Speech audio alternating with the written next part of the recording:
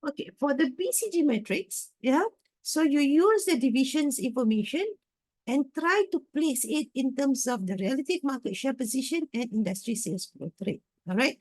So if the best quadrant is stars, yeah, stars meaning you have a very good market share. At the same time, industry is also growing. So this is the best or the most. We try to have a star, you know, sorry, we try to have our own our profit center into star, right? Because star is the best position. So in star category, you can use integration strategy or intensive strategy. You don't need to go into diversification because basically, because this is about division, right? So there's no diversification here. Yeah. And after all, you don't need to you don't need to do diversification because the market share is already big and the industry is growing. So why do you want to take risk by pursuing into another business? All right. And then if you are in a question mark, the industry is growing, but your market share position is not good. Yeah, so this one you need to go into intensive strategy. But if you think that you might not be relevant anymore in that particular business, so you might want to divest. Yeah, cash cow is where you have relative market share position is good. However, the industry is not growing, so the external component is not doing good. So what you need to do is you need to move a little bit. So just focus on product development, or you want to go into diversification, or if you think that you cannot move forward within the same industry because of the industry sales growth rate is dwindling down, so might as well you go for retrenchment or divestiture. Yeah. And for dogs, obviously, is a defensive strategy. Anybody can give an example of cash cow? Ada tak? Any situation of cash cow? Siapa yang ada experience from their work? Market share is good, tapi industri pula tak berkembang.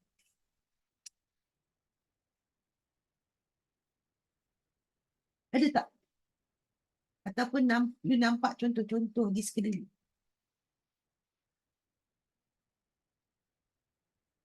Kalau saya tak tanya soalan, saya rasa saya cakap merinding. Saya tak tahu you all dengar ke tak. Apa yang sekarang ni mungkin company have a good market share, but industry sales growth rate industri dia tak berkembang. Apa yang industri dia tak berkembang? Lebih senang saya tanya. Kalau Apa? kalau face dengan masalah dengan macam bankruptcy. You're talking about the company is facing bankruptcy. That is the impact of their inability to compete or inability to take a more proactive actions. Okay, let's have a look at bisnes apa yang sekarang ni macam tak berapa bagus. Industri sales growth rate down. Contoh kan, TV channel. Saya boleh nampak lah, TV channel is not going. You all tengok tak RTM1, RTM2, TV3, tengok tak? Dah kurang dah, Doktor. Berita je kan? No. Tapi berita pun you all tengok Awani, you tengok Al Jazeera, you dah move up the level, right? You watch BBC, kan? That one Dah industry jarang. says, Dah jarang sangat.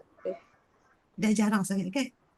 But of course, if you look at Astro, for example, sebab dia own TV3 kan, bawa Astro juga kan? Betul tak? Betul. Saya salah. Okay, so you dapat tak? In terms of division, so TV3 is not making a good progress. So that is basically cash cow. But in terms of relative market share between RTM1, 2, TV3, lagi apa? Sekarang ni ada banyak-banyak channel tu. You ada kawan ni, apa tu yang channel TV4 kan? And TV7. Between them, Asturias. Astro jangan tengok. Astro is paid channel. We're talking Okay. about the free 8, channel. TV9, TV7. Yeah, okay. So the free channel, if you compare all TV3 is making good. It's good relative of, in terms of market share. Kalau you tanya orang, dia want tengok channel apa, mostly would answer TV3, right? However, the industry says growth rate is going down. Because orang dah tak tengok sangat pun TV.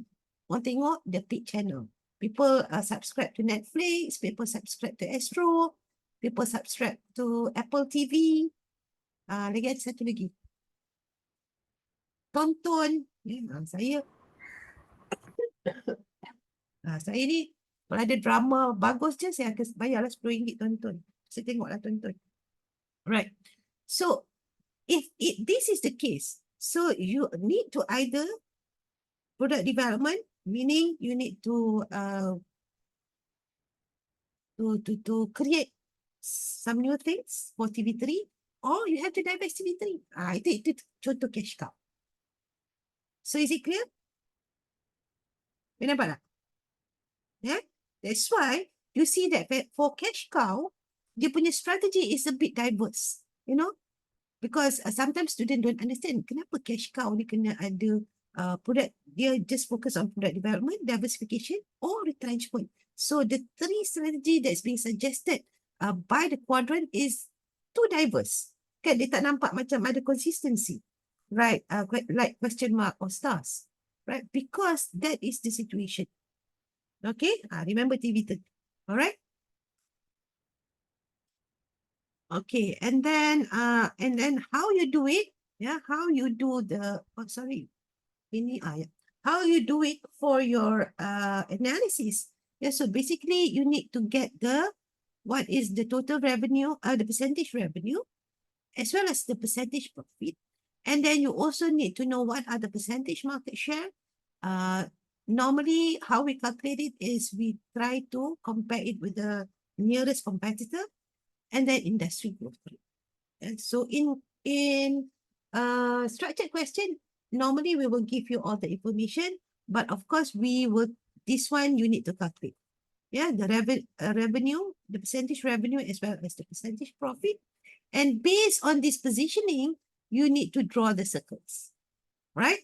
So the size of the circle is being determined by the revenue.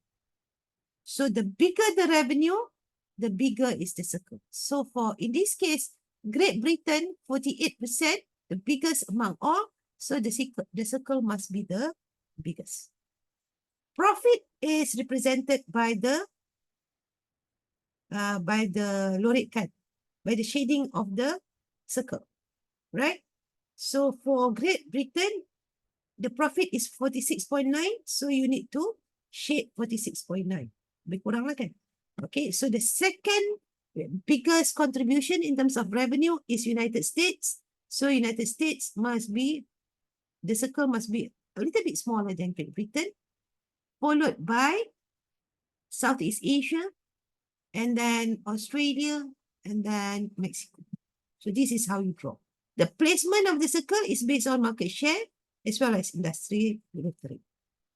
And then the lorikkan is based on the percentage. So if let's say the question come up, then you need to do this.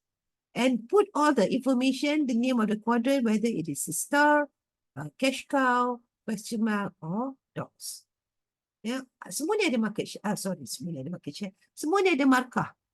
Paksi dia, you know, and then the name of the quadrant, and then the circle, the name of the circle, yeah, and then the percentage. So if you get all right, then you get full mark for your diagram.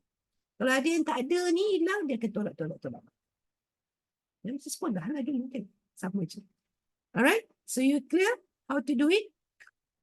Okay, the next one is internal external matrix or IE matrix. So for IE matrix, instead of having 4 quadrants, you have 9 quadrants. But this 9 quadrant is divided into 3 groups, yeah, which is grow and build 1, 2, 4, hold and maintain 3, 5, 7, and harvest or divest 6, 8, 9. Yeah.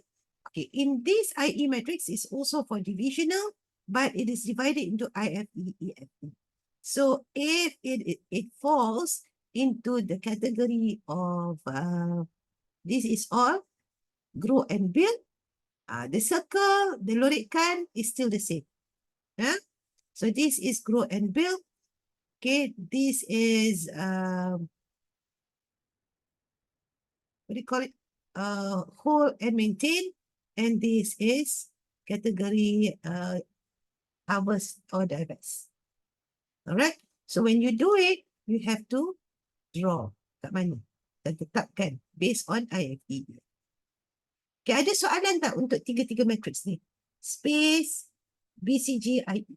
Is there a question, or if you don't understand, please let me know now so that I can explain. Because these are the things that are going to be questioned in your finance.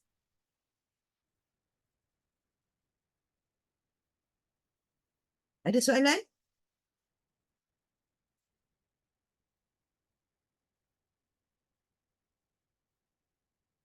Ada? Tak ada? Saya kena ambil sugar yang tak nak. Takkan saya boleh letak. Doctor said a space, matrix and BCG. Kenapa? Tak, tadi doktor cakap berapa matrix, space, matrix? Kita ada 5. 5. Space, BCG, IE, Grand. Saya tahu apa tadi? SWOT. SWOT saya tak explain. But SWOT ni very just matching between SW, ST, WT. Kan? Itu saya dah explain before this. I want to explain the things that we have calculated. That have calculation. Kita ada 5. 1, 2, 3, 4, 5. Ni, nampak? Okay? Ada soalan tak?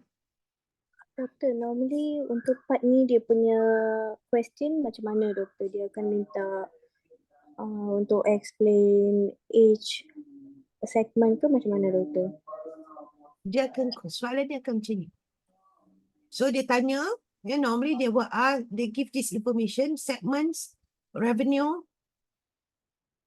market share, industry growth rate, or IFE, EFE, kan? Lepas tu dia suruh you buat lukis dia punya BCG matrix. So you need to find what are the percentage revenue, what are the percentage profit, and then you need to translate this table into this diagram.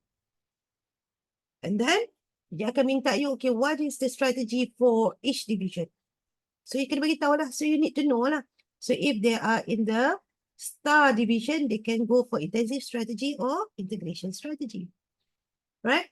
If they are in the cash cow position, they can go for product development, they can go for diversification, or they can go for divestiture or retrenchment.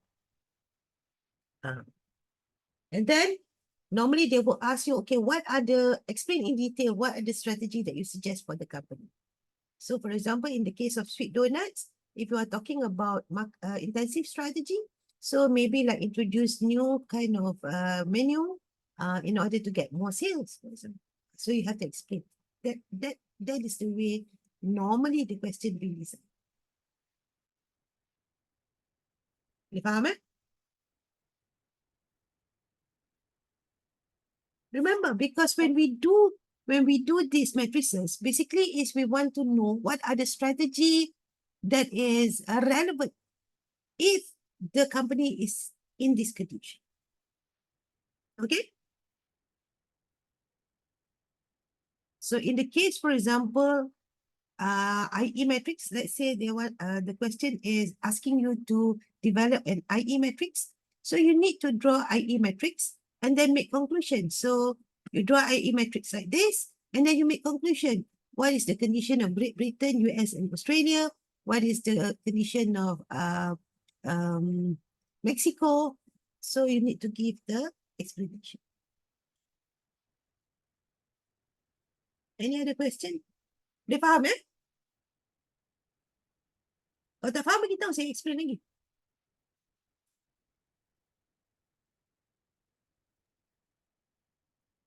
Is it okay? Well, kalau kita nak explain, kena explain each and every revenue ke, doktor? Katakan yang ini, you kena You need, okay. From For revenue. the revenue, you need to calculate, you need to show the calculation. So Okay. let's say the table is like this. So you need to add lah. What is the percentage revenue? What is the percentage profit? And then you draw.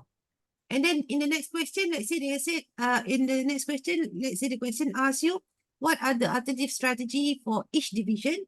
So you need to explain lah, Great Britain apa alternative strategy, Australia apa. Based on the position of that particular division in the matrix. Kalau katalah Great Britain dekat kategori grow and build, right? Remember grow and build 1, 2, 3. Tapi dia pergi suggest dia buat diverse teacher. Salah lah. Ya. Yeah? Dia sepatutnya apa? Grow and build. Dia kena buat apa? Integration strategy or focus strategy. Intensive strategy.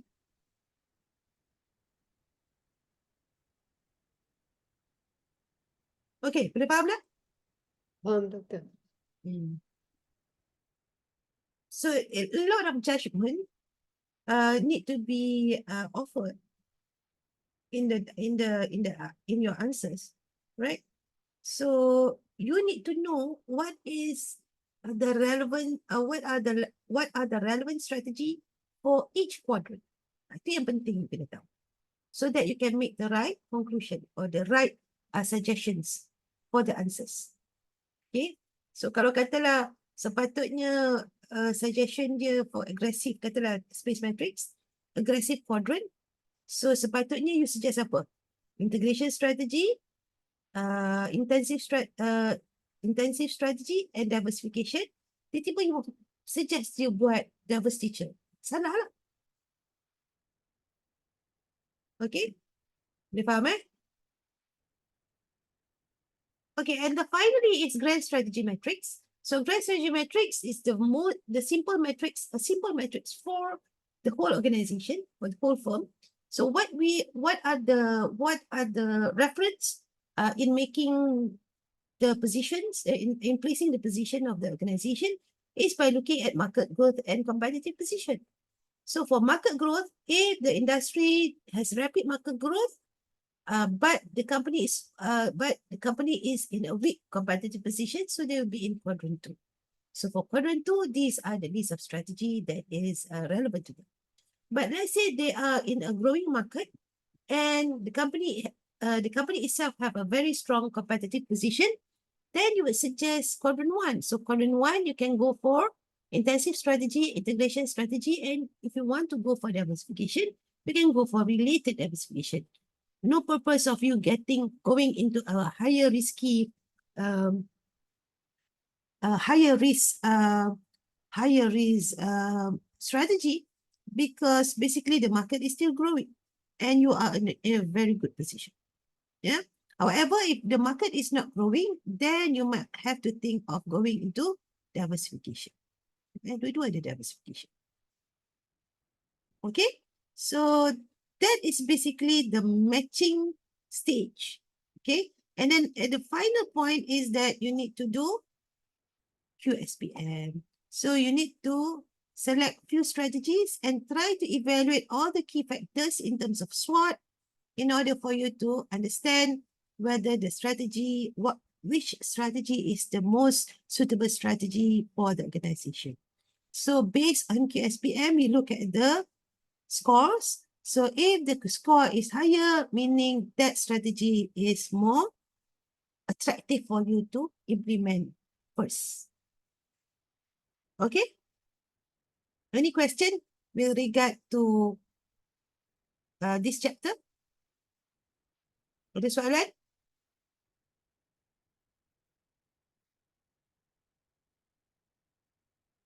Ada, tak ada?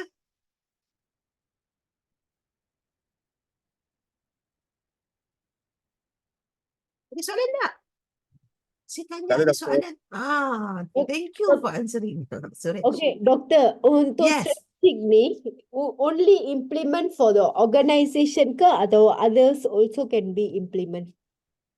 Any What do you mean? It This can also be strategy project-based. It can also be okay, a project. not only for the particular organization or Okay, manager meeting. normally, when you do strategy, okay, for this, when you do strategic management, meaning you want to manage the whole process of strategy, normally it is more relevant to organization. However, planning is applicable to any kind of situation, right? So for, let's say you have a project, you can still do a strategy process in a project.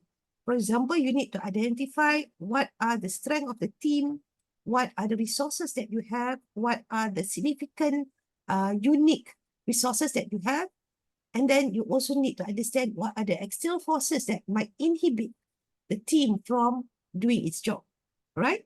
So that is basically strategic management. So you identify the environment first, and then you plan for the strategy, right?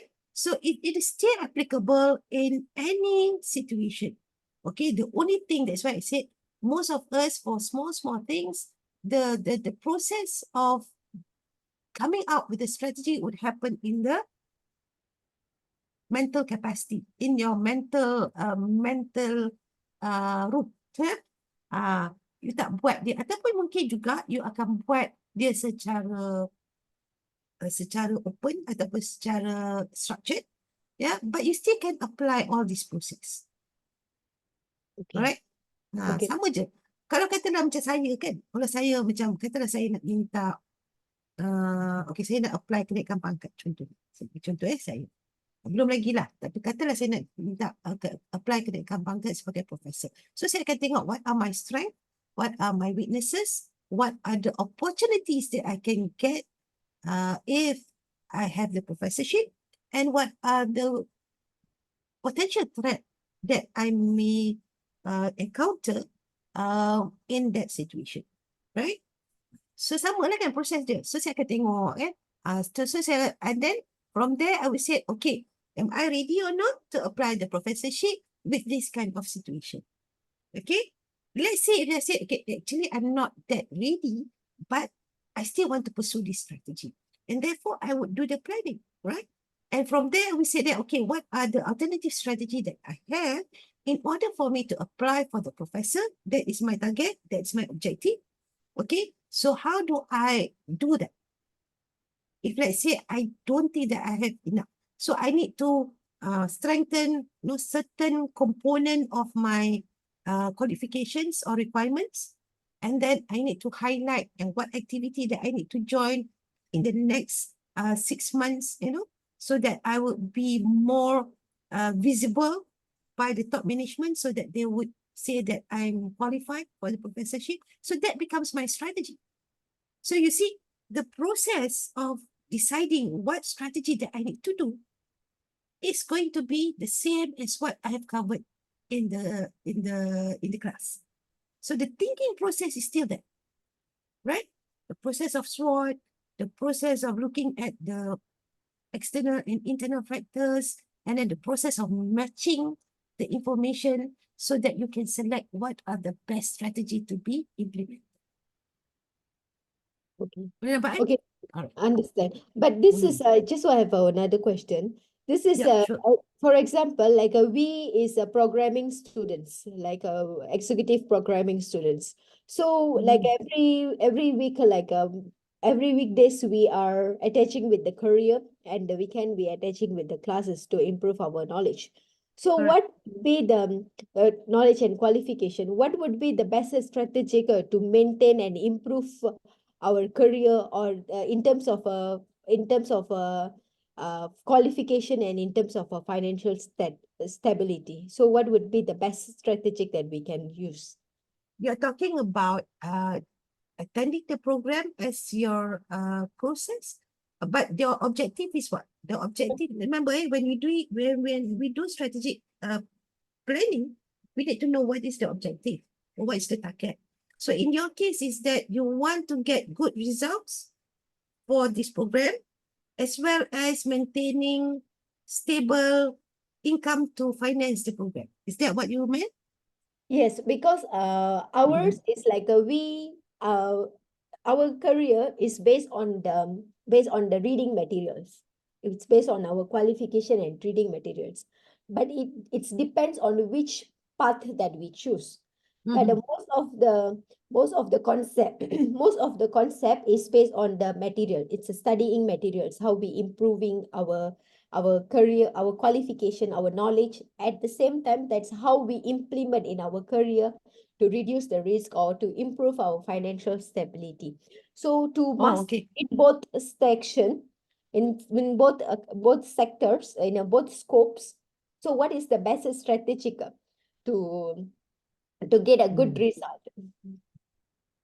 Sebenarnya kan saya pun dah confused dah.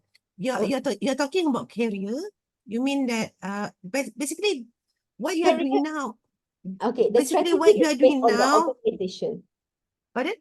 The strategic is based on the organization, right? So for example, this material, how it would be helpful for How to my, apply for individual yes, level for correct. you. Okay, as I mentioned just now, the examples that I gave you with kenaikan pangkat, same thing. So in your case, I think just now it was wrong. You're not talking about this program. You're talking about your career advancement, right? So the objective is career advancement. Betul tak? And once you get your career At the advancement, of same time, course, the career advancements must be, it's because it's related with organization, so it must be related with the qualification also. So how it will be helped okay, yeah, I understand. both terms. Okay, right. It doesn't has to do with organization basically. Mm. What you're talking about is your career advancement. You have to be clear, you know, because what you're doing now, yeah, you're doing part-time I mean program. It's not for your organization, it's for you, right? Your Okay. company tahu tak you buat part-time ni? Tak tahu kan? No, it's mentioned. It's already mentioned in the written. Ah, yeah. Many of you are doing it without the knowing of your company. So actually, your objective is for individual. Okay, so it is your objective to ensure you want to get a career advancement, regardless with this organization or another organization. So with career advancement, you also get a good financial position, right? So when your target is career advancement, actually doing this program is the strategy, Okay. right? Doing this program is a strategy. So you have to make it clear. So the strategy, actually you have alternative strategy. Whether you want to go to attend a formalized program, academic program, whether you want to go for professional program, right? Whether you don't want to go for professional program, but you want to be taking more projects, you know. So kalau adalah project organization, you volunteer to show your relevance to the organization. This is all contributing to the objective of your career advancement, right? Okay. So now the strategy is what you have decided is to go for academic. So joining the academic program is actually your strategy for career advancement. Okay. Itu sebenarnya. That is the first level. Okay, second level. Let's say, okay, how do I make sure that when I join this program, I will get a very good results, right? Okay, then that become another objective. So your objective is to get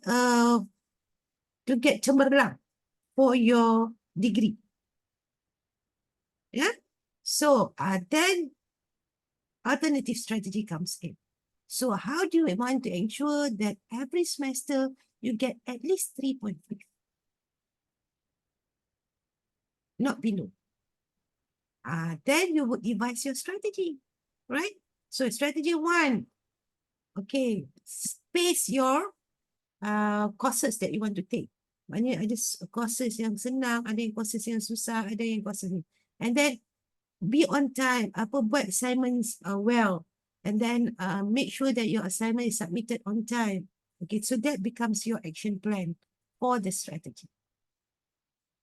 Kau nampak? Because strategy must have objective, kan? So regardless of what level of the objective, you can devise the strategy and come up with a strategy. Okay? Dia faham Doktor. Sebab kadang-kadang kita nak capai banyak-banyak kan. Kita ada nak capai organizational level, kita nak capai individual level. But in the case of individual, so we look it from our individual point of view. So individual point of view macam contoh saya kata saya nak kenaikkan pangkat. My objective is kenaikkan pangkat. It's not about the UKM. UKM memanglah dia ada objektif dia lagi besar. Dia nak lebih ramai profesor. Contohnya kan. Tapi my objective is kenaikkan pangkat. Tapi what is my strategy? So based on the objective yang saya nak capai, my target, so I have to make the strategy lah in order for me to be qualified for the kenaikan pangkat. Itu cara dia. Is it clear? Okay, if there's no more question, can we take a 5-minute break? Yeah? Lepas tu kita sambung balik. 5 minutes break. Okay, Doktor. Attendance, please. Alright, sure.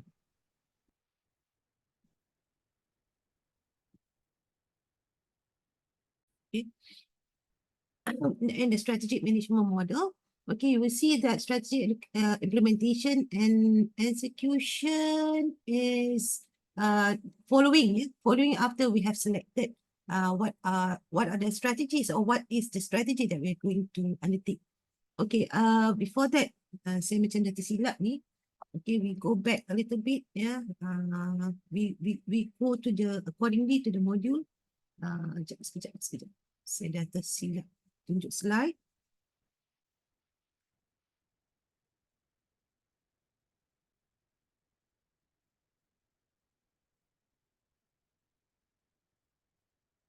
Strategy implementation.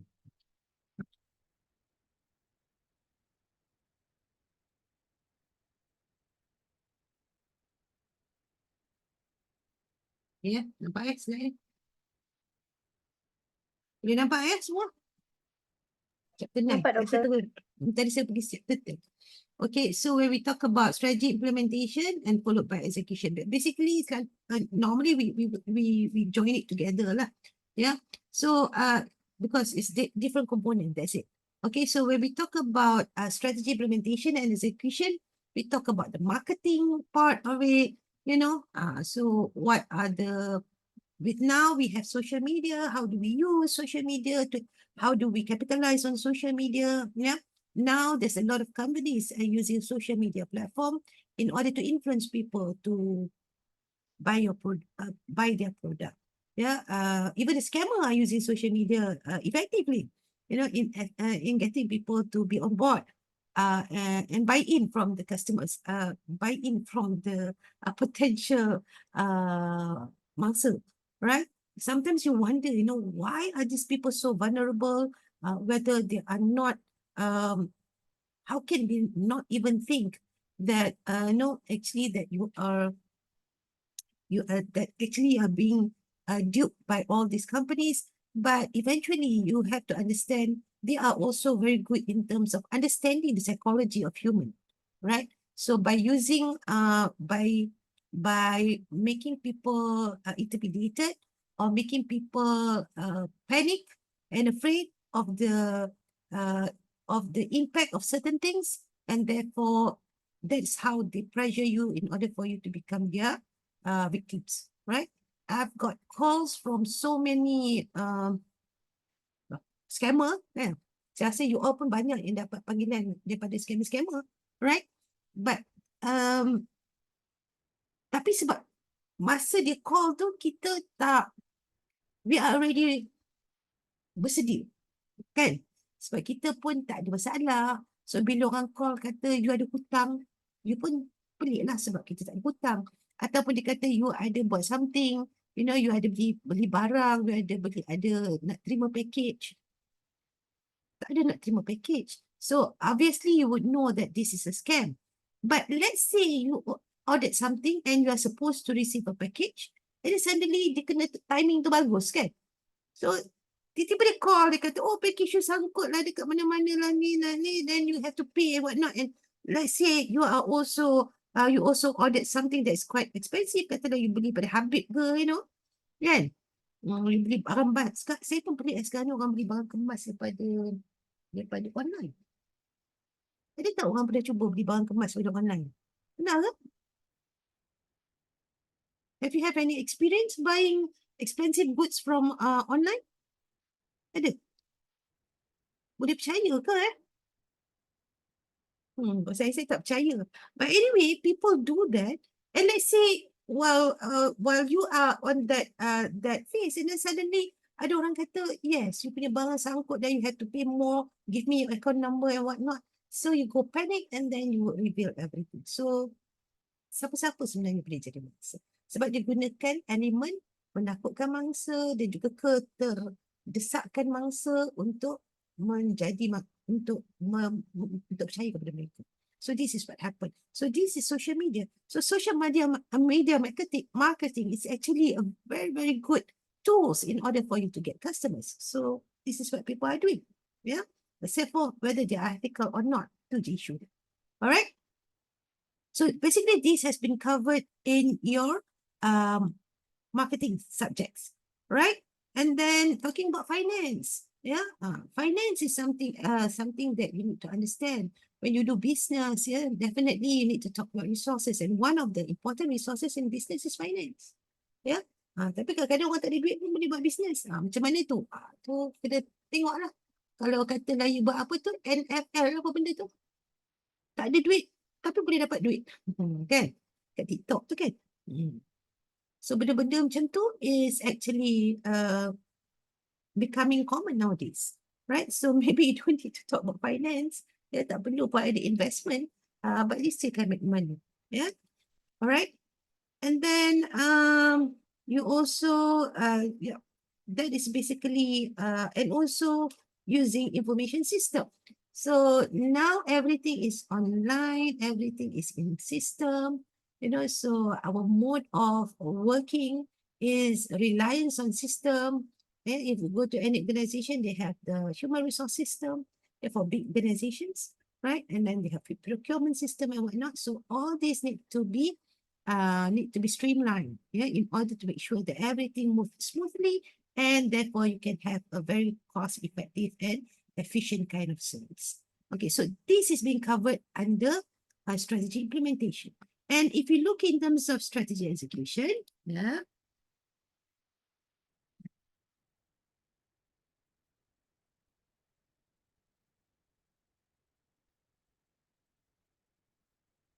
sekejap ya, azan, nanti kita sambung.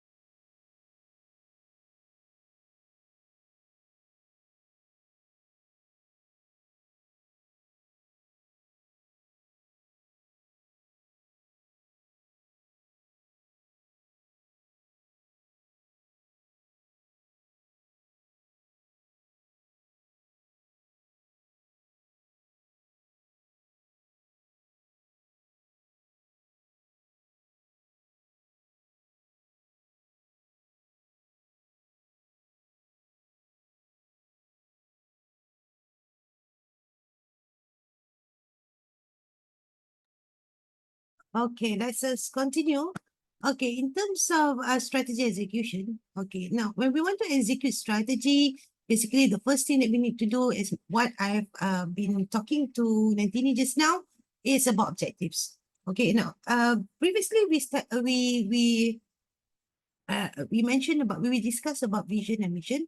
Now it is the time for us to translate the vision and mission into annual objectives. Yeah, in order for people to see, yeah, in order for the employees to see what is actually the target for that particular year. Yeah, if let's say we as the top management, let's say we are the top management, and we hope that our downline or our implementers or our front people are able to support our mission and vision, it will not be enough. Ya, kalau katalah company tu kata kita akan menjadi yang terbaik, you know, yang terbaik tu apa maksudnya? Ya, one of my students from tax, LHDN. Dia kata the mission of LHDN is to be the best tax service provider in Malaysia. So saya kata tanya balik, siapa lagi yang kutip tax? You know, you're talking about personal tax, business tax. Siapa lagi yang kutip tax selain daripada LHDN? So if you want to be the best, then who are better than you? Kan soalannya. Takkan you nak comparing you dengan custom? Custom collecting different types of tax, right? Okay, so you need to translate that. So what do you mean by to be the best tax service provider? Kan, apa maksud you? So what is it? So your tax collection must be very, efficient.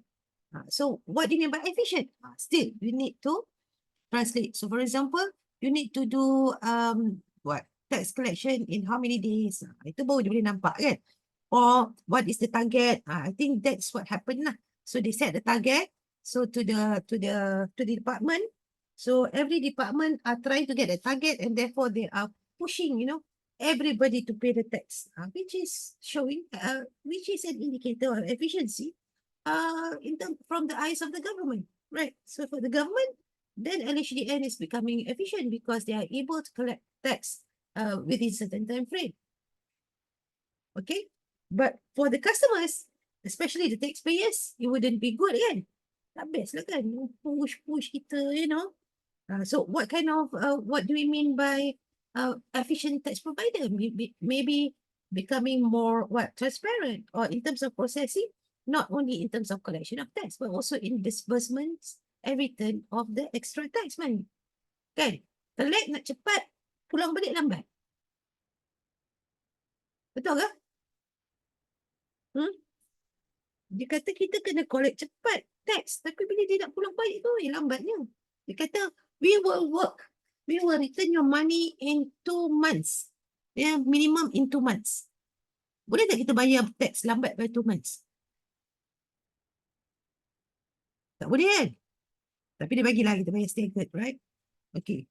So if you think you are going to be the best tax provider, so maybe you have to look into how the way that you also serve the customers in terms of returning or reimbursement of extra tax money. Okay? Semua ni macam tak ada perasaan ni. Saya ingatkan dia cerita pasal tax ni, you all minat sikit. Ni kita kena bayar tax before April. Semua orang memang redha je ke bayar tax? You all semua okay No, tak ada. Tak ada apa? No comment on tax. Right now, actually, we are also paying a lot of other tax, in our life. Macam dulu tak ada sales tax, service tax, Kalau you pergi makan sekarang, berapa? 10% service tax? Betul tak? Tapi tak seronok. Dia bungkus pun you kena bayar juga service tax. Betul tak? Dia tak basuh pinggan kita kan? Kau perasan tak yang kita sekarang ni kena bayar service tax? Tapi tak semua benda kita guna kan. Tapi kita kena bayar. Kemudian kita ada sales tax. Now they are also implementing online tax, for purchase more than 500, if I'm not mistaken. And then you also are going to have tax for luxury product. I think they are going to start in April. Betul tak? So siapa-siapa yang rasa nak beli barang kemas tu belilah sekarang. Ya? Cukup-cukupkan duit dan beli sekarang. Sebab lepas ni you akan kena bayar tax. And then if let's say you pay tax, you gadai barang tu, you tak dapat balik juga, you punya duit tax tu. Alright. So there's a lot of tax that you need to be paid. Alright. So these are when we talk about implementation, yeah. So we have outlined what is the target. Then we also need to also outline what are the policies. Okay, can any of you give me an examples of strategy being propagated or being announced by your company, and what are the changes in policy that they have undertaken in order to support that strategy? Ada tak? Boleh bagi contoh lah. Sebab kau tak sisi kat seorang je lah. Penat sih. Saya dah cakap dah. Saya mengajar executive program because normally executives program, the students are more participative. But please don't make me underestimate you, or please don't kecewakan saya. So, any examples of in your organization that your organization change policies in order to support your strategy? Ada tak? I think in terms of professionalism, Doctor.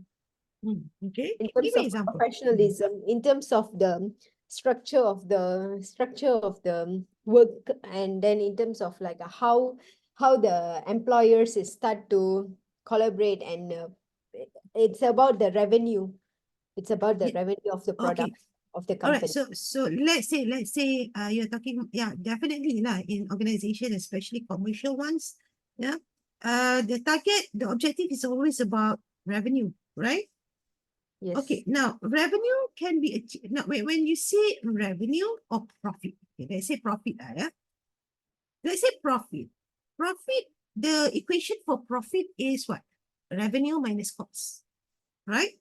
So it's either you increase the revenue or you reduce the cost, right? So is there any examples of policy changes that affect revenue or affect costs?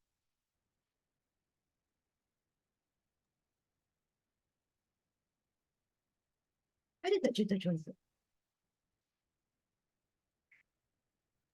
I think the tendency of revenue changes in terms of cost. Yelah, betul lah. Soalan saya, soalan saya, ada tak, we're talking about execution here. We're talking about implementation. And you all have direct experience of implementation, right? So let's say suddenly your company saying that, okay, we want to be more cost efficient. So what are the policy changes in the organization that support cost efficiency? Paperless policy, Doktor, kalau untuk printing cost semua dia orang cut off untuk printing. Contohnya my office ni more to printing because Okay. it's the accounting firm. So mostly time tax tu dia orang guna banyak printing lah untuk prepare tax documentation semua. So untuk cut off tu sekarang starting from this year, my boss was announced that we will use the satu software. So kita akan send satu link saja untuk invoice, untuk receipt semua, customer akan access untuk link itu saja. Tak ada Okay. paper lah. Paperless. So you're trying to reduce costs in terms of being using less papers. And this is also supporting SDG as well, right? So that is policy changes, right? So the policy is to be more cost effective, and therefore you need to change how you implement things, right? Sama lah in UKM, for example, they say that, we don't want to print any more meeting minutes. So everything is soft copy, right? Tapi ada isu juga, ada juga masalahnya. Tapi masalahnya bukan itulah, masalahnya is because kita orang kan mesti kuat mesyuarat. UKM kan mesti kuat mesyuarat. Banyak sangat mesyuarat, banyak sangat working paper, banyak sangat documents, right? And then, for example, if I go to certain meetings, the documents can reach about 1,000 plus pages. Ya, saya pun tak tahu lah pasal apa banyak sangat. Everything is being shared. Kenapa tak bagikan cover je? So, with this 1,000 plus documents, PDF documents, want to upload, nak download, kadang-kadang jam. Ya, kita punya komputer jam. Sebab banyak sangat. And the more I'm using apa tu, tablet, langsung. Terus tak boleh buka. So these are the things that you need to understand, you know, when you do your policy. Okay, because what you want is the implementation to be smooth sailing. Okay, all right. So these are thank you for giving me the examples. Yes, okay, these are some examples. So basically, if you, let's say you want to be more cost efficient, so you want to have less use of paper, and therefore you change how the company documents the papers. Yeah, and of course, when you have all this in soft copy mode, then you have also to have guidelines on the what do you call it, the confidentiality of the documents. Itu jadi policy lah. It's related to policy as well. So you set the boundaries, you set the constraint. All right. And then talking about resources, okay, different types of resources. So definitely in strategy implementation, there's also the function of resource allocation. So you need to understand which one, how do you allocate the resources. So for example, in the case of university, whereby we want to ensure that research is good, you know, and the research involves community and it contributes to the community and whatnot. So you have to allocate more resources towards research that is community-based, for example. So that is the way we want to achieve the objectives. Okay, and then normally when you want to do certain strategy, when you want to implement certain strategy, there will be conflict. Contohnya baru ni kerajaan announce padu. Apa tujuan dia buat padu tu? Hello? Apa tujuan dia buat tu? You ada daftar ke? Dah daftar doktor tapi belum kemas kini lagi. So apa tujuan dia buat benda tu? To make it simple, dia nak gather semua info for individu. Contohnya apa bantuan yang dia terima. Basically first thing yang tu lah Yeah, it's doktor. all about subsidies, right? Yeah. They want to do targeted subsidies lah. Sebab sekarang ni kan just semua orang dapat, you know, they cannot streamline, they cannot divide, you know, siapa yang sepatutnya dapat, siapa yang sepatutnya tak dapat, tapi kan sekarang semua dapat kan. Tapi memang pun, saya pun perasan, kita pun perasan juga kan. Kadang-kadang apa dia dapat, apa tu yang dulu-dulu masa PKP tu apa? Bantuan rahmah, whatever lah kan. Lepas tu bila tengok dia beli apa, tapi bila tengok, ni sebab suami saya mancing kan. Bila tengok dalam Facebook, wow, diorang beli pancing, you know, harga beribu-ribu, tapi dia dapat bantuan. Kita pun heran juga. Sebab kalau you dapat bantuan, maknanya you mesti tak, you pun ada limited resources in order for you to, you know, beli benda-benda macam tu kan. Tapi bila dia tengok, dia orang tunjuk dia orang punya barang, kan orang kan suka flaunt dia punya barang dekat Facebook dan sebagainya. Saya tengok, wish, dia orang bagi, you know, fishing rod beribu-ribu. Tapi kat belakang ada beg rahmah tu. Masya Allah kan. Memang betul lah. Betul. Tapi you tengok baru-baru ni ada konflik kan? Bila dia orang announce yang dia nak collect information about padu. Betul? Ya doktor. Talking about security, talking about, you know, Dia ada kenapa nak access buat. problem sikit. Yes, okay. So this is what happened, you know, when you do your implementation. Normally it would get into conflict. And therefore, you need to manage conflict. Yeah, because there will normally, mesti ada lah, some parties that do not agree with the changes that you want to pursue. Mesti ada. Ya? Yes. Mesti ada lah. Macam mana pun. So, this is something that need to be handled by the management. Okay? Regardless from the A to Z, daripada starting until the end, mesti ada orang yang akan menentang. Starting from establishing annual objectives, sampailah kepada implementation. Alright? So, you need to manage. Yeah? And you will see that some people manage well. They get positive reactions from the followers or from the employees. But those who are a bit more autocratic and they don't manage the nonsense that happen in the organizations, so orang tak suka. Tapi itu biasalah. Kalau you jadi top management, it's going to be difficult for you to make everybody happy. Susah nak buat semua orang gembira. Betul tak? Kalau you nak buat semua orang gembira, pun masalah juga. Sebab maknanya you bukanlah ketua yang baik. Kan? Tapi if you can reduce the conflict to a certain extent, then you might be a very good leader. Kan? Betul tak? Mana boleh you penuhi hati semua orang? Kan? Manusia ni kan macam-macam dia punya expectations and needs. Right? So kalau okay, kita bagi flexible hours, ataupun kita bagi staggered, we change the policy. So there will be staggered timetable for the employees. For example, and this staggered, kita mula-mula kita bagi pilih. Kita kata, okay, semua orang boleh pilih. Okay, dia nak datang macam mana. So ada orang yang pilih, dia nak datang 7:30, balik pukul 4:30. Betul tak? Kan?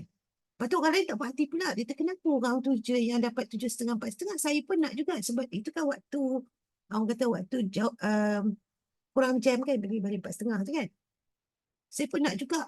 Konflik, seperti kata, okay, kalau macam tu kita ubah. Kita kata, okay, 7:30, 4:30 kita bagi orang ni 3 bulan. Tak puas hati juga. Oh, susah nanti saya nak susun schedule, nak hantar anak dan sebagainya. Sebab keep on changing. Mesti ada lah yang takkan berhati. Itulah cabarannya menjadi ketua. Yeah? And people always say that being a leader is lonely. Betul tak? Kenapa lonely? Kenapa lonely?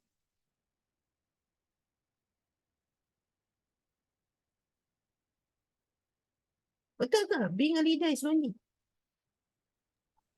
Betul. Ya? Betul, Doktor.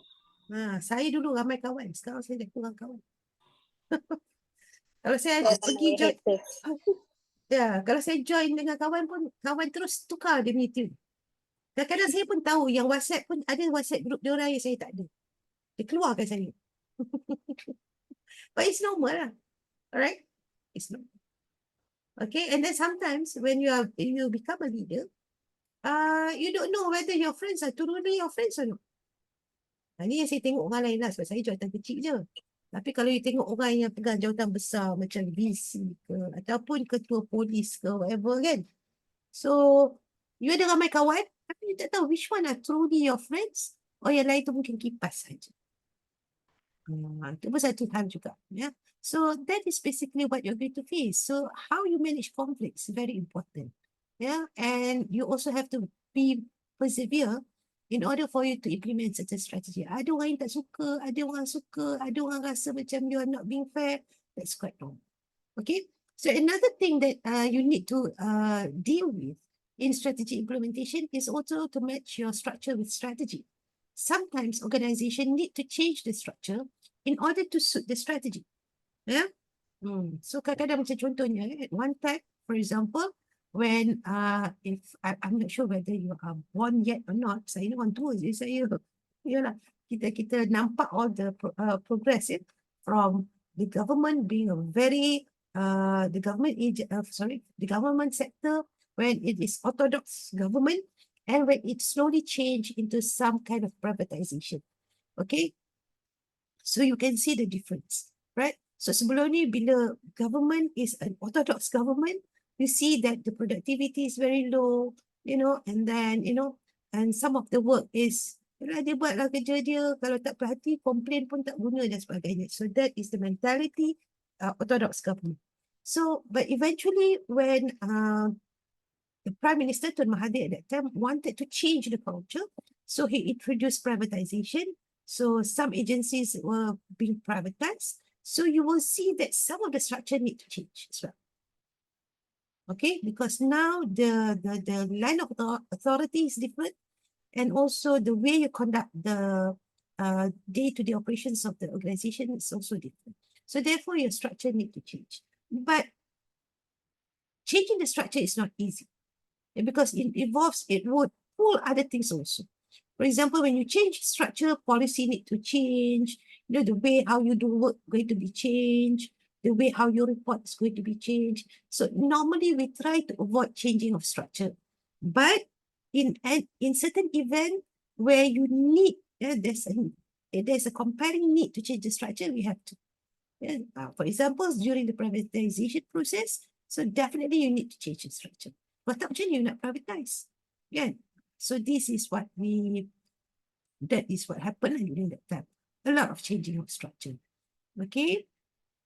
And then, okay, and to certain extent, sometimes you need to restructure.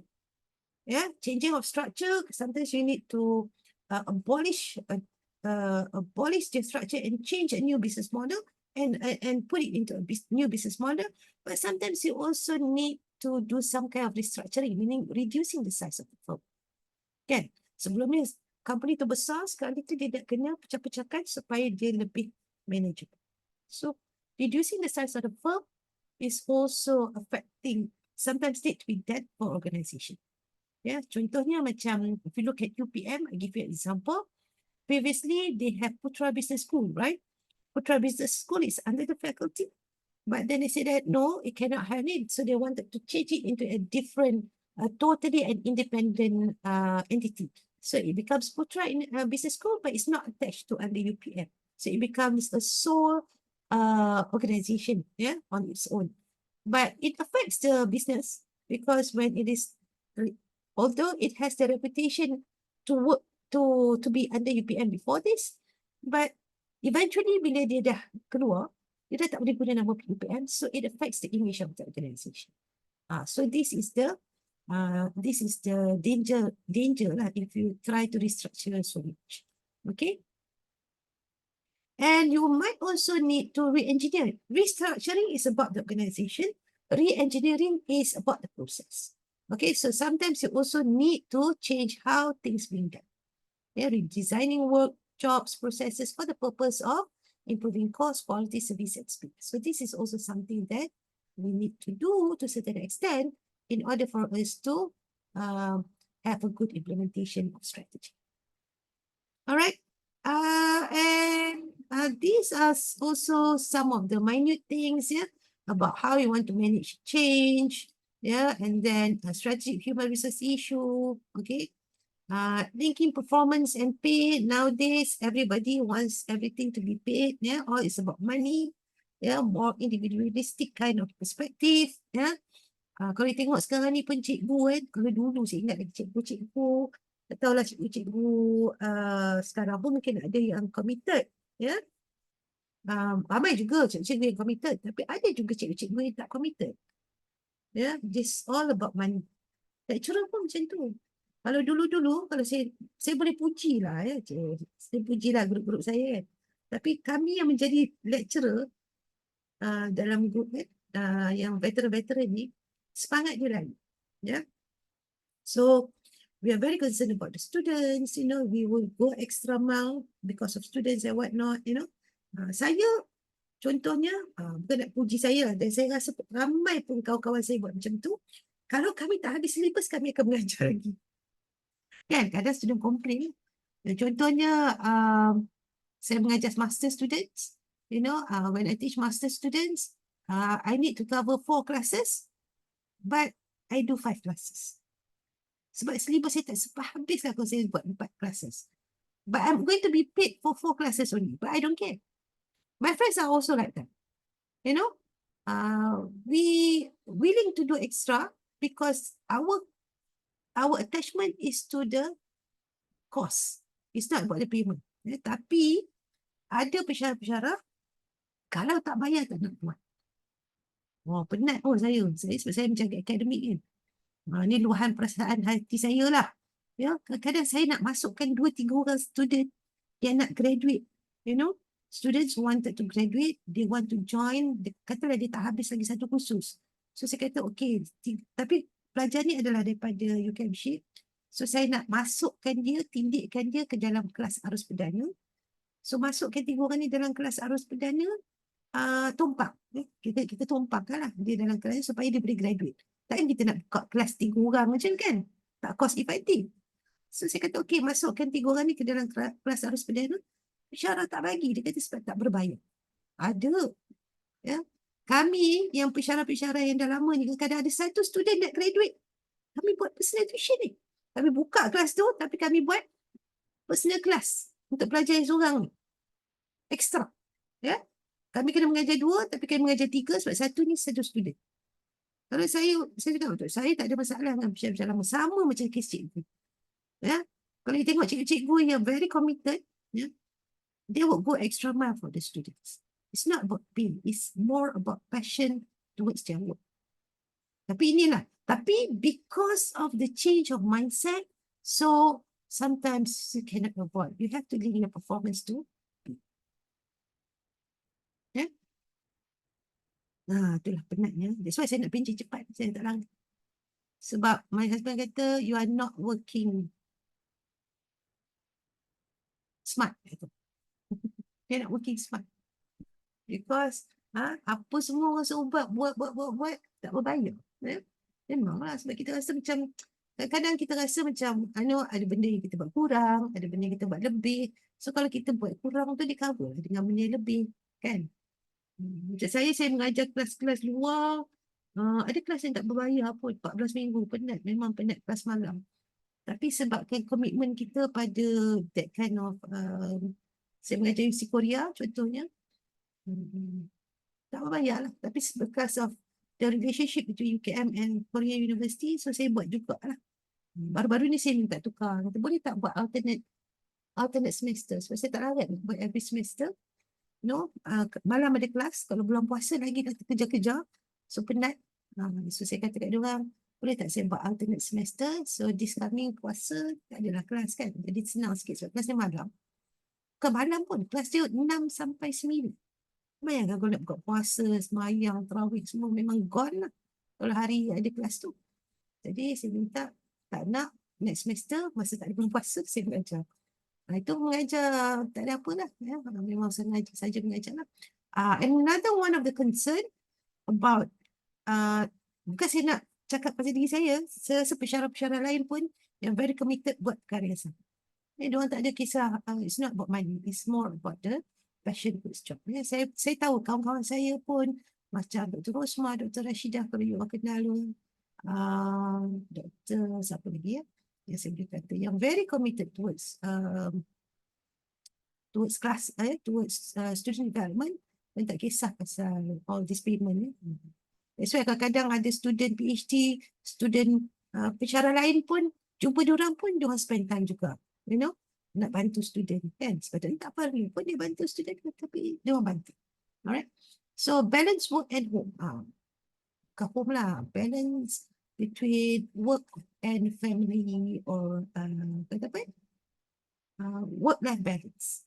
Ini another thing that is becoming prominent among the employees. Ya, dia nak work-life balance. Ya, so sekarang ni diorang tak nak you kacau weekend. Sampai dulu ya anak saya cakap kat saya apa tau, mama ni kerja tak ada hari yang tak kerja ke dia tu. You know, because Sabtu Ahad kerja, saya kadang-kadang kelas saya malam, ya? Meeting malam, jumpa student, kalau discuss dengan student PhD kadang 2 jam, 3 jam weekend, you know, dia dah tak ada work-life balance. Memang betul tak ada work-life balance. Ya, tapi kalau you tengok employee sekarang, dia want work-life balance. Alright, so there's a change of perspective.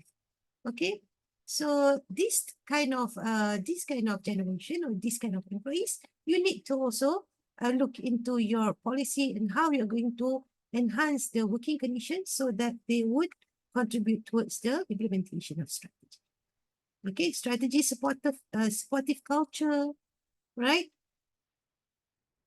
If you watch a movie on Google, you tengok tak? The intern. Dia ada dua, satu tu the internship, satu tu the intern.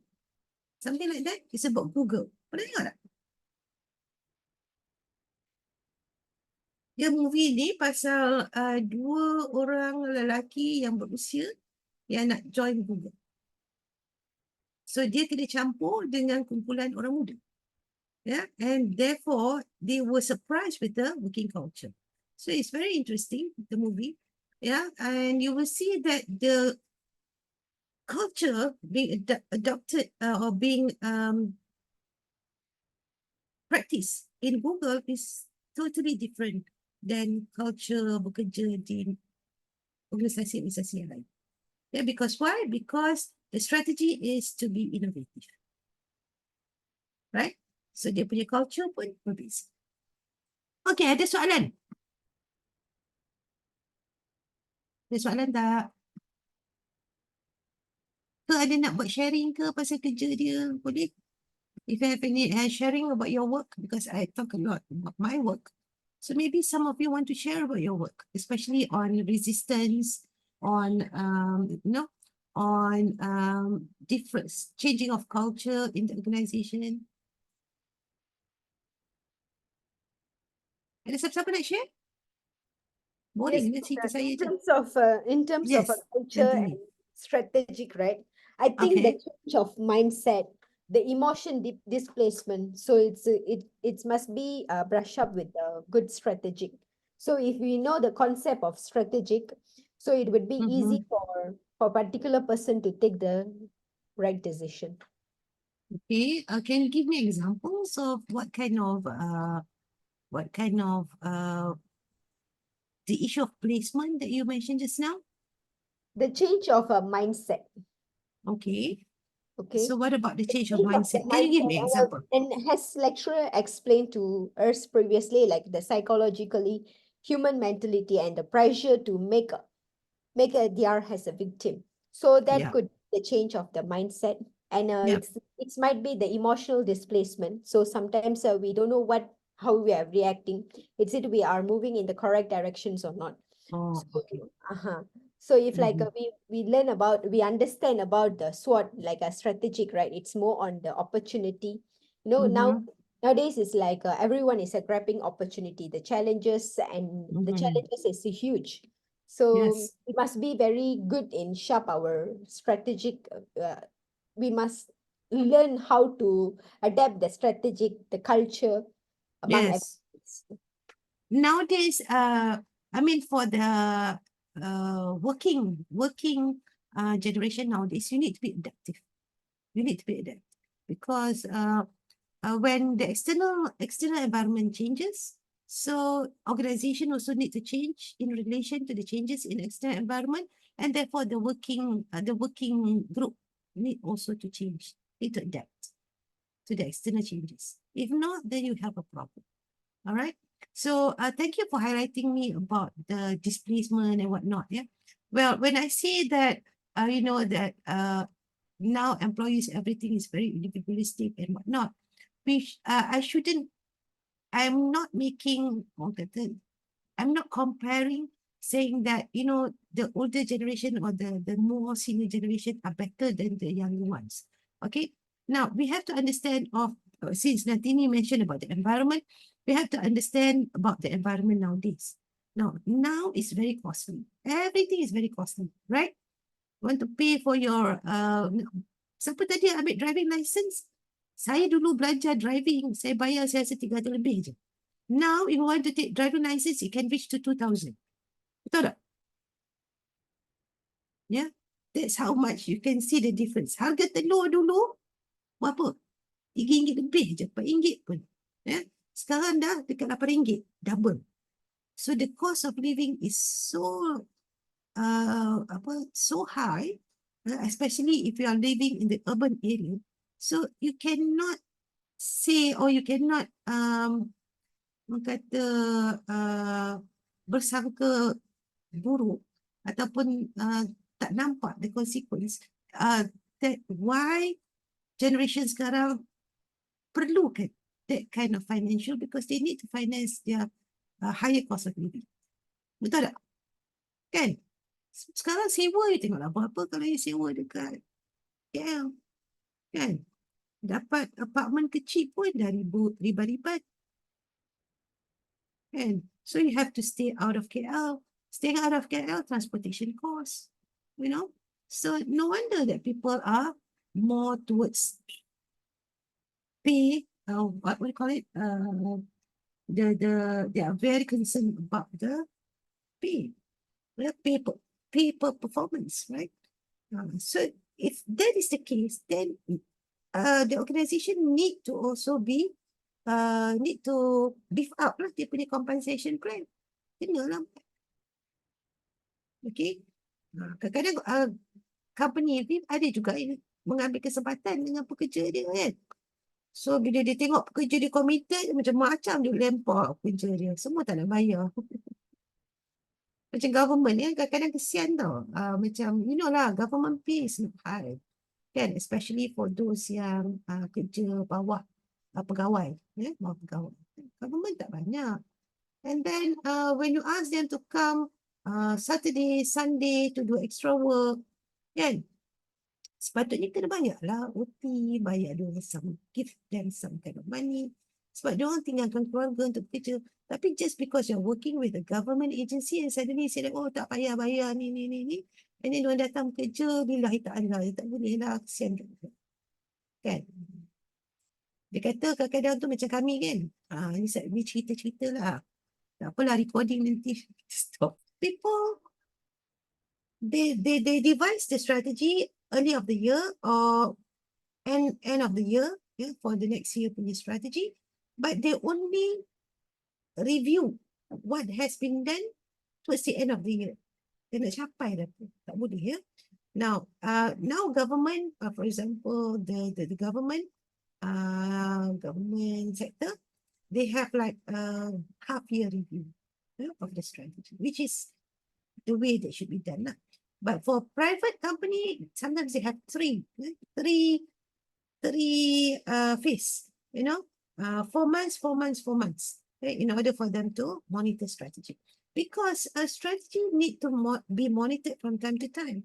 And you don't want to wait until last minute, then only you discover that the strategy is not achievable or not towards achieving the strategy. So you need to do strategy evaluation or strategy monitoring from time to time. Okay, but this strategy evaluation is a very sensitive process. Why do I say sensitive process? I will explain to you later. Okay, because basically when you do strategy evaluation, you want to examine the underlying basis of a firm's strategy. Is there any changes in internal and external position? You have devised a strategy based on the condition at that particular point of time. But when you went through the year, towards in the implementation process, sometimes the external factors change. Tiba-tiba government tukar menteri. Betul tak baru-baru ni kan? Boleh tengok, if talking from the government punya issue, government punya factor, suddenly they change the minister. KPT. Baru dapat minister ni tukar pula KPT baru. Tukar pula menteri baru.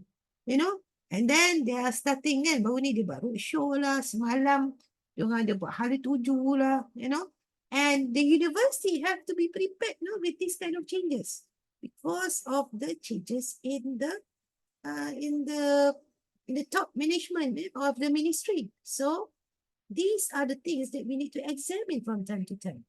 And then we need to compare what is the expected result with actual results. So the gap between expected and actual would indicate whether you are moving towards the strategy or not. And let's say if the gap is not what they're supposed to be, let's say katalah sales. You have determined the sales that, okay, you need to achieve 12 million, and at the middle of the year, at least you must achieve 60% of 12 million, suddenly you see you only achieve 30% of the 12 million after 6 months. So meaning there's a huge gap that you need to cover from June until December. So you need to compare what are the expected results and the actual results so that you can make the corrective actions. All right. So in doing a strategy, what is also important is the four criteria of strategy evaluation. So when you evaluate strategy, kan kalau you buat audit ke, kalau ada some of you might involve in audit. Yeah, audit is basically looking at the process and whatnot in order for you to ensure that the strategy is going to be achieved. Okay, so the criteria for strategy evaluation is consonance, consistency, advantage, and feasibility. So consonance and advantage tells about are mostly concentrated on the external assessment. Consistency and feasibility is talking about the internal assessment. So when we talk about consonance, we're talking about the need for the strategies to examine sets of trends as well as individual trends in evaluating strategy. For example, consonance. Let's say the university, we talk about ranking, right? The strategy, the ranking becomes one of the KPIs that we want to achieve. So what are being done by other universities in terms of ranking? So one of the issue is internationalization, right? Because one of the component in the ranking of university is internationalization. So that is the trend.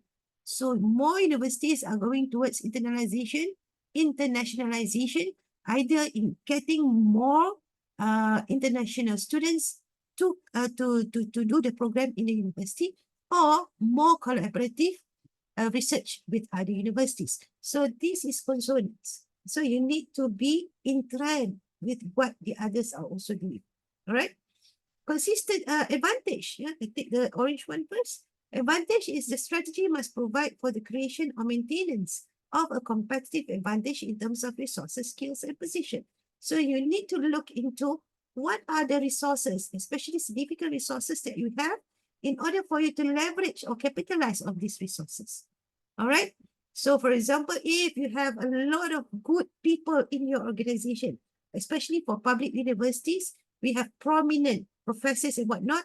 So you need to take advantage of them. That's why the public universities, the professors are berlumba-lumba, to go into TV, masuk newspaper and whatnot, because you want to take the advantage of the experts that you have in order to boost the image of the organization. All right. And then the next one is consistency. A strategy should not present inconsistent goals and policies. So the guideline is occurrence of, if let's say you are being inconsistent, therefore you might end up with managerial problems, one unit successful, another unit fail. All right. And then recurring policy and issues that need attention. Masalah pekerja. So itu menunjukkan bahawa adanya inconsistent between your goal and your compensation plan, for example. Yeah. And then katalah macam R&D buat banyak innovation, but then marketing is not doing their job. So you can see the gap between in terms of commercialization process. So that is also being inconsistent. Yeah. And then feasibility, a strategy must neither overtax available resources nor create unsolvable sub-problems. Yeah, you bagi KPI tinggi sangat, sampai orang tak boleh nak capai.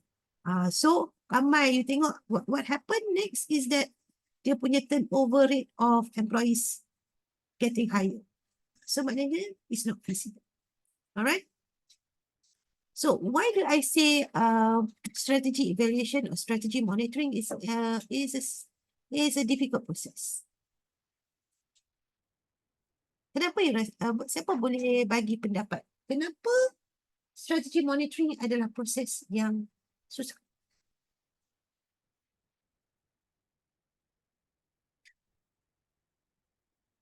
Any question? Any question? Any opinion?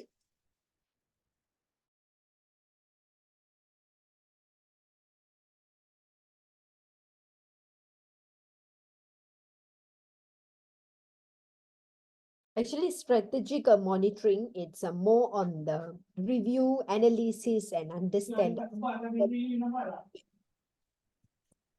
Again, what do you say?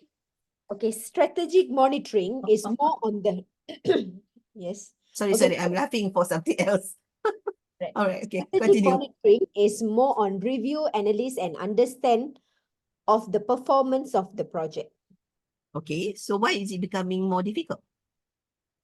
because they are do the evaluation. Each and Okay, every task they are doing the evaluation is based on one person perceptions or in general. okay. So when you do evaluation, what happened? Sometimes it can be boost or it can help to perform better. Sometimes it can demote also. So both. Hmm. Mhm. How do you feel being questioned about your performance?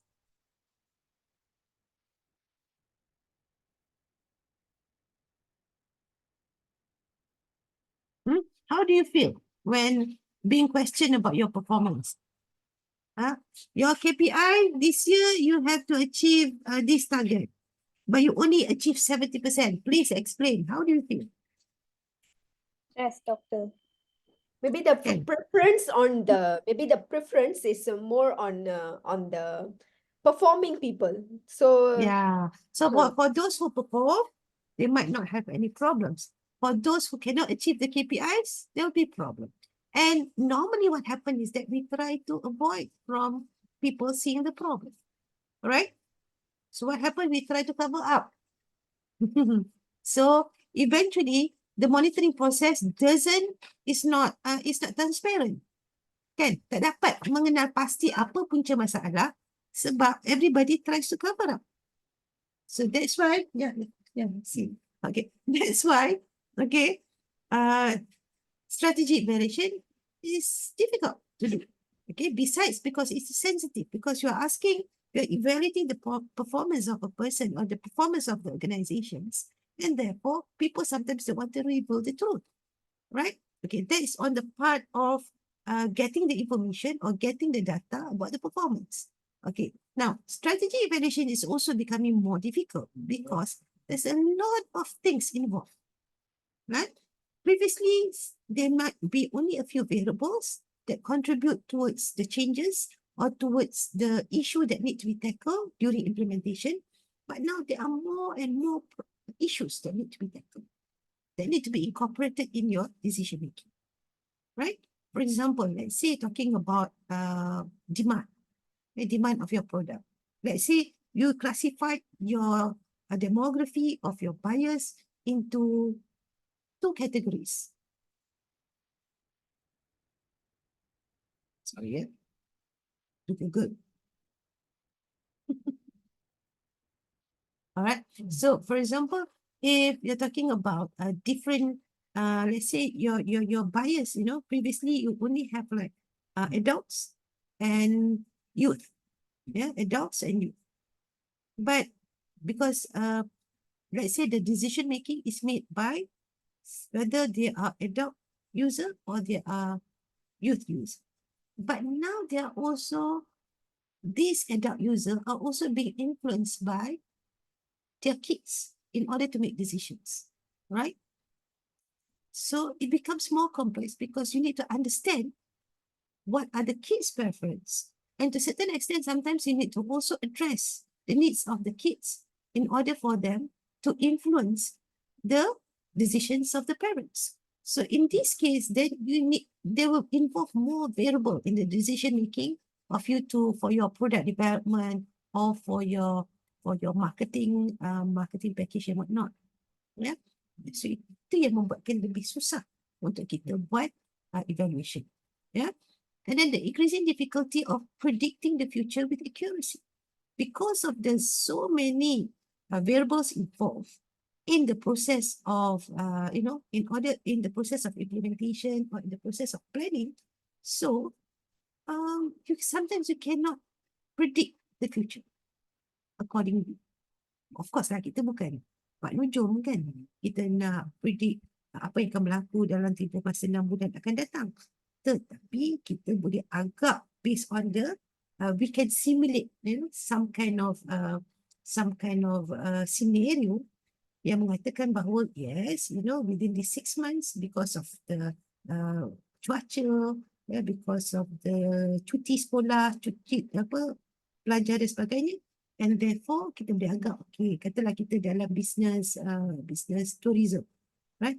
Kita boleh agak, okay, waktu cuti sekolah mesti demand kita akan meningkat, and therefore selalunya kalau cuti sekolah, parents akan bawa anak-anak untuk cuti sekali, right? So kita punya package has to include parents dengan anak-anak. Macam tu kan? So kita itu based on prediction because it's the normal, dalam keadaan yang normal. But suddenly tiba-tiba berlaku, perkara-perkara lain. Contohnya macam apa ya? COVID, right? Bila COVID tukar waktu persekolahan. Saya pun dah tahu dah sekarang ni. Budak sekolah waktu bila, macam mana dia punya kalender. Kalau dulu kan kita dah tahu dah. Kalender dia Januari until November. Disember cuti, Januari start sekolah. Ini sekarang start sekolah March. Kan? Peninglah kepala. So dia coincide pula dengan orang pergi umrah. Betul tak? Kan? So kalau katalah selalunya lepas macam March bulan puasa, orang nak pergi umrah waktu bulan puasa, dah tak boleh bawa anak lah. Sebab anak dah start sekolah. Kalau dulu mungkin masa tu cuti sekolah. Contohnya macam tu. So it becomes difficult for you to predict the future. Okay? And then of course, I mentioned just now, the increasing number of variables, and then the rapid rate of obsolescence of even the best plans. Sebab sekarang ni information is everywhere. You can copy, you can imitate, you can innovate based on information yang dapat merata-rata. Right? So, macam dulu kan, kalau dulu macam you can be more exclusive, right? Kalau katalah you provide the service for a certain service yang involve design, so you can be more exclusive in terms that, you boleh kata, okay, kalau orang tu nak service, they have to meet you, and then you can show you punya portfolio, and then you can, protect your design, by just showing your portfolio to the potential customers. Tapi sekarang, in order for you to attract the customers, you need to show your portfolio. So bila dia dah tunjuk portfolio tu dekat social media ataupun dekat web, dekat online, everybody can. Contohnya macam tu.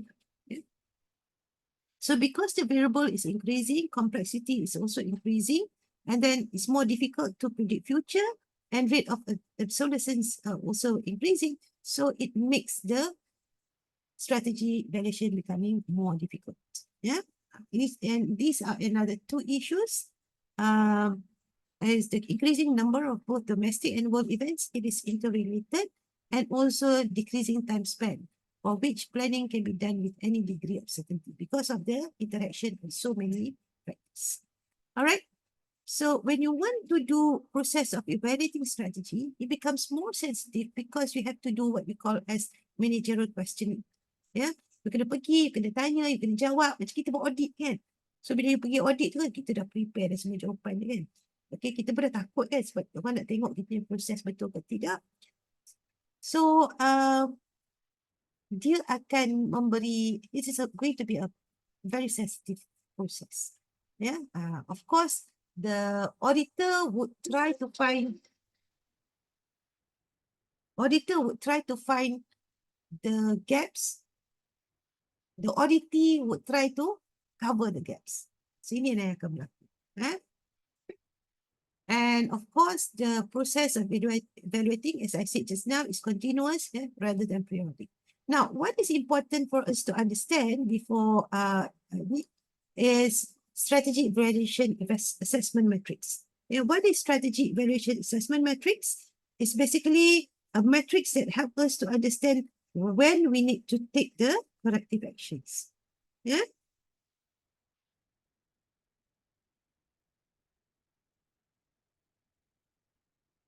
Scammer telefon saya ni masa ni. Okay. So if you look at the label here, have major changes occurred in the firm's internal strategic position? Have major changes occurred in the firm's external strategic position? So is there any changes in internal as well as externals? And then we look whether the firm progressed satisfactorily towards achieving its objective or not. So let's say kat mana yang kalau ada if you see no changes in internal, no changes in external, but the progress is also not good, definitely we need to take corrective actions. Changes internal, yes. Changes external, yes. But firm is progressing satisfactorily. But because of the changes in internal and external, we still need to take corrective actions. Okay? So any component of internal or externals that have changed, you need to take corrective actions. So when do you not take corrective actions is when there's no changes in internal, there's no changes in external, but you are progressing well. Then only you continue your present strategic course. But most of the time, if there are discrepancies between internal, external, or changes in internal or external strategic position, you need to take corrective actions. Okay, to illustrate this, okay, I give you an examples of COVID-19. Okay, so the strategy is, the KPI is to reduce infection. Okay, and the strategy is vaccination program. Okay, so have major changes in internal position, non-compliance to SOP. Meaning what? People are not following SOP. Suruh pakai mask, tak nak pakai mask. Suruh berjarak, tak nak jarak. Tapi changes in external position, tak ada. Have the nation progressed towards the stated objective? Yes. But the only thing is that people are not complying to the SOP. So, do we need to take corrective action? Yes. Policy change, higher compound penalty. Have major changes in internal position? No. Changes in the external position? Yes. New variants of COVID-19 virus. So, have the nation progressed towards the stated objective? Yes. But still, because of these changes, because of the new variants, we need to take corrective actions. So, we expedite the immunization program. We need to add on to it a booster vaccine. Nampak tak? No changes in internal position, no changes in external position, tak ada perubahan. Tapi nations are not progressing towards the status objective. Infection masih naik. So what is the corrective actions? Increase government health facilities to prepare for more patients. Still kena ambil corrective actions. Right? Now what happened kalau dua-dua ni berlaku? Non-compliance to SOP berlaku, internal position, external position, new variants of COVID-19 virus, and therefore we are not progressing well towards the stated objectives, kita kena buat lockdown. Or we need to extend second dose immunization program to focus on first dose immunization to the masses. Nampak? So these are the examples of strategy intervention. Okay, ada soalan?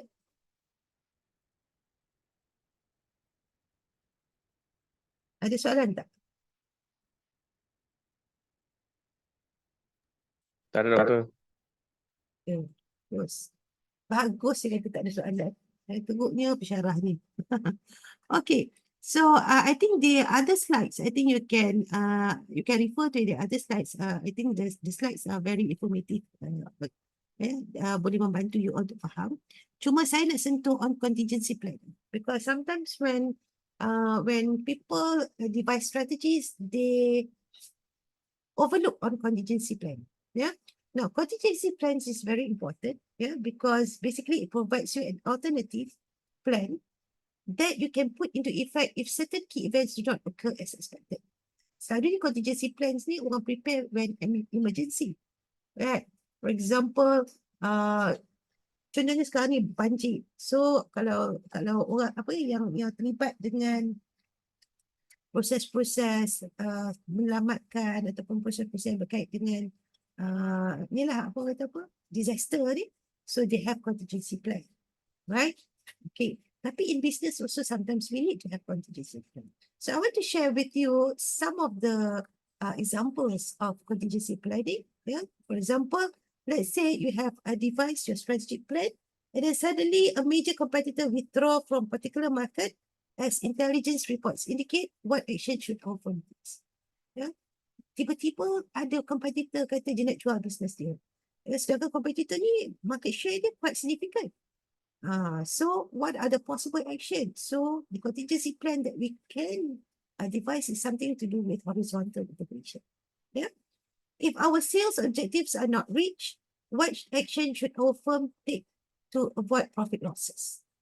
So contingency plan. Kalau nak kata ya, kita punya sales tak dapat capai. Macam saya kata tadi kan, kita target 12 million to end of the year, tapi 6 bulan baru capai 3 million. So what is the contingency plan? Yeah, so we need to also have that. Yeah. If demand for our new product exceeds plans, what action should our firm take to meet the high demand? Now, it's not good to, of course, for business, it's going to be good when demand is more than supply.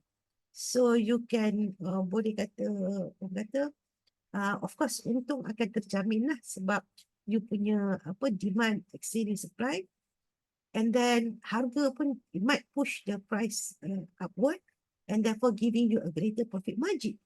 Tapi masalahnya ialah kalau katalah produk you tidak dapat memenuhi keperluan pelanggan, the customer, let's say if there's the what do you call it, the threat of new entrants is very high, ataupun competitor punya threat is very high. Meaning what? Meaning that the customer can change to other competitors. Ya, bila dia tak dapat memenuhi permintaan. Contohnya ni nak hari raya kan. Sekarang ni kalau hari raya ni, hari raya bulan 3, sekarang ni orang dah start di baju raya. Ini dahsyatnya start di baju raya. So all this favorite vendor baju raya online tu, sekarang ni dia dapat banyak order atau banyak orang nak beli. Katakanlah dia tak dapat memenuhi permintaan yang sangat banyak sekarang sebab orang nak make sure hari raya nanti dia ada baju sedondon dan sebagainya. So what happened? Kalau you sebagai customer, you buat apa? You nak order, dia kata out of stock, out of stock, out of stock. Apa you buat?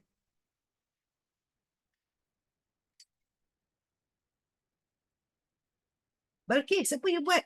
Kalau you nak order baju, baju tak ada. You dah lah plan nak pakai baju warna merah raya ni. Balkis? Apa you buat? Saya tak dengar lah suara Balkis. Balkis buat apa, lagi makan ke? Pergi lunch ke?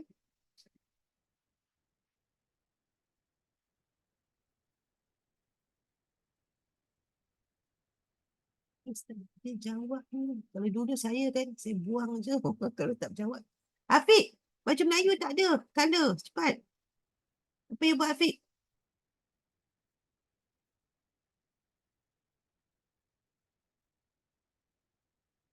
Afiq pun tak ada ke? Ini saya panggil pelajar-pelajar hantu ni. Anani?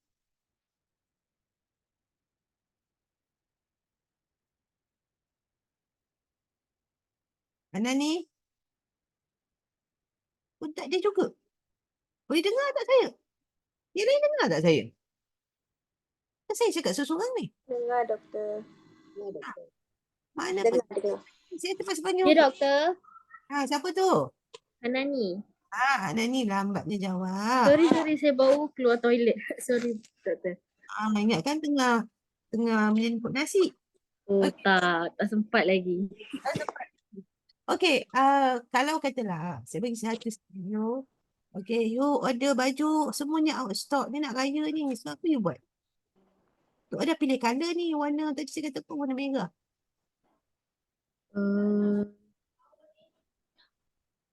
Maksudnya semua dah sold out lah, doktor. Yelah, taklah, your favorite vendor tu dah sold out semua baju dia. So, apa you buat? Saya cari vendor lain. Okay. So, what happened? Bila you cari vendor lain, you pakai baju dia, sedap pula. What happened? saya akan mungkin lepas ni akan akan maksudnya saya lepas ni mungkin dah boleh try lagi baju tu. Maksudnya saya mungkin dah tak try yang baju yang sold out tadi tu. Betul? So maknanya dia tukar supplier lah kan? Ya, betul. So that's the danger of business if they cannot fulfill the demand. Kan? On one side, macam katalah Hairul Amin tu kan, it's good lah bila dia launch saja satu produk, habis dalam masa beberapa minit, dalam masa beberapa jam. Kan? Tapi it's not going to be good, let's say if there are alternative, service provider or alternative product that can fulfill the needs of the customers. Jadi orang akan berani-ani. Alright? If certain disaster occur, what action should our firm take? Contohnya COVID-19, so you might need to change the policies, focus on online channel. Yeah? If a new technological advancement makes our new product obsolete sooner than expected, what action should our firm take? So maybe we need to invest in digital technology, or maybe sometimes we need to divert to another business as well. Okay, so that's why contingency planning is very important in any part of our life, in any part of our objectives or strategy. We need to have contingency plan. Alright, okay, ada soalan sebelum saya tamatkan kelas ni? Any contingency related to monitoring? No, doctor. Doktor, saya nak tanya. Boleh? Yang macam berkaitan dengan contingency planning ni, dia ada kaitan macam pengurusan risiko ke? Macam company tu dia listkan risiko yang ada dan baru dia buat contingency planning. Sometimes people would do that. Dipanggil risk mitigation plan. Yeah, risk mitigation plan. But basically it involves risk. Risk is something that you would anticipate. Kan? Macam risk tu, macam contohnya, kalau macam saya kata, okay, saya nak capai sales 12 juta. Okay, itu objektif saya. So, risk dia ialah ada competitor masuk dalam our progress towards getting this 12 million. Alright? So, itu risiko dia kan. Risiko ada competitor yang tiba-tiba masuk daripada luar negara. For example, that is the risk. Okay, so daripada situ baru kita buat contingency plan. Nampak tak? Nampak, doktor? Kita assess the risk, baru kita come up with the contingency plan. Now, we cannot do contingency plan for semua. Takkan kita nak buat banyak-banyak kan? So, normally kita akan tengok apa risiko yang akan kemungkinan berlaku.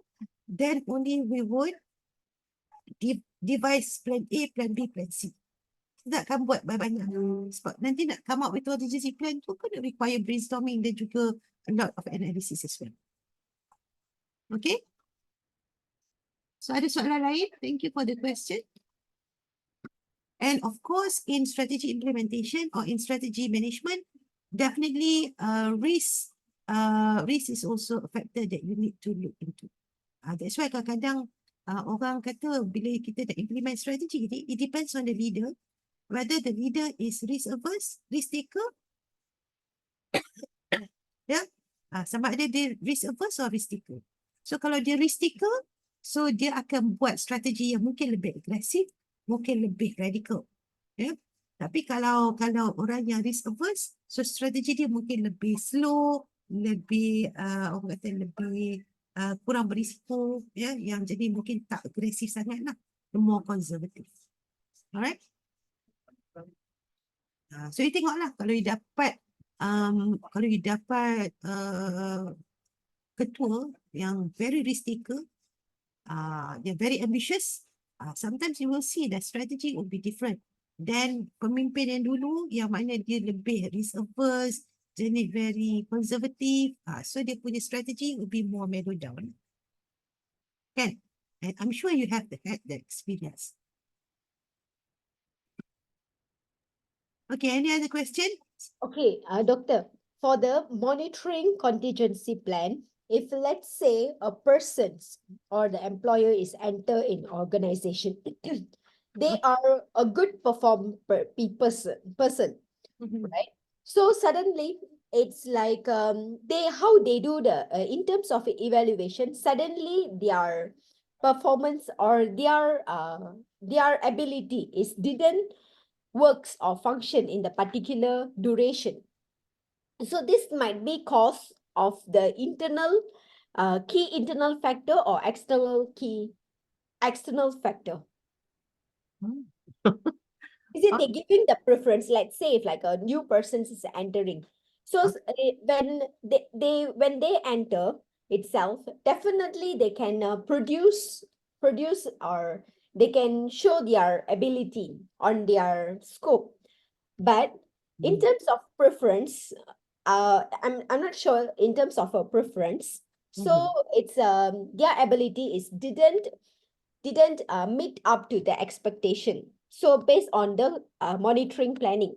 So this is course based on the internal factor or external factor. Actually, there's two parts of your question. The first part, you said that a newcomer to the organization, so they perform well, right? Yes. Because they have new ideas or, maybe new experience being brought into the organization. But the second part, I don't understand. You say that although, The evaluation. so the evaluation, so is it, okay. based on internal factor or external factor. Oh, the evaluation of, but the person joined the organization, right? Yes. So here you're talking about, let's say, like, give you another scenario, so it might be clearer. For example, okay, our target is to increase publication, right? So we bring in a PhD holder to have good publication into our system, right? And then he publish a lot and perform. That is the scenario. So you wanted to know whether this is external factor or internal factor. Correct. Actually, that if let's say that person, it's let's say he's a PhD holder. So he has been bring to the system. So when he start to publish his materials, suddenly there is another which is like another it's not recognizes. It's not recognized. So when do the monitoring, right? Recognize. Who did not recognize his work? Maybe I'm not sure. Maybe it's giving preference for other material. Let's say if give preference for other materials. So how the monitoring plannings is happen? I'm not. It's not very clear to me. But okay, maybe I can explain to you. Okay. I'm also is not sure, but it's just the kinds of ideas that Okay. You're trying to link between monitoring and the performance of an okay, basically now when let's say university, they engage new people or they hire new people in order to meet their KPIs of publication, for example. We take that as a scenario. It's very easy to grasp, yeah. So basically when the person comes in, that is the strategy, hiring more people so that all these good new lecturers will publish a lot. So it will boost the publication rate of that particular faculty. So this is the strategy. But the only thing that you say that this publication is not being recognized. So that's why I got confused. All right. So basically what you did by hiring these lecturers or new lecturers to help you achieve your KPI, that is the strategy. That is the strategy, right? So if you are saying that their work is not being recognized, so that is the issue of the policy implementation, right? So meaning here is that you hire these people do the publication, and the system of the university did not recognize the publication, maybe because they publish in Scopus, merely in Scopus, or they just publish in non what do you call it? Not good journals lah. You're talking about that. Okay, so if you look at another perspective, meaning that when you do the monitoring, it is something to do with the system as well. So meaning that you hire the right person to publish, but this person are not publishing in good journals. So here it is something that is falling short in terms of your strategy. So you need to do corrective actions. So meaning that these people are good at publication, but their publication did not really contribute to the faculty because they are not publishing in good journals. So you need to do some corrective actions. So what you need to do is you need to send these people, these newcomers into programs so that they can publish in good journals, or you work them, tie them to professors that have good publication.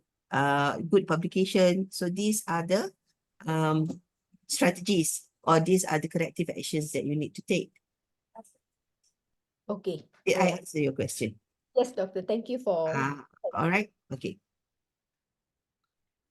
But in terms of contingency plan, something else. So let's say you hire these people, but it seems that, you know, their CV actually is not true, right?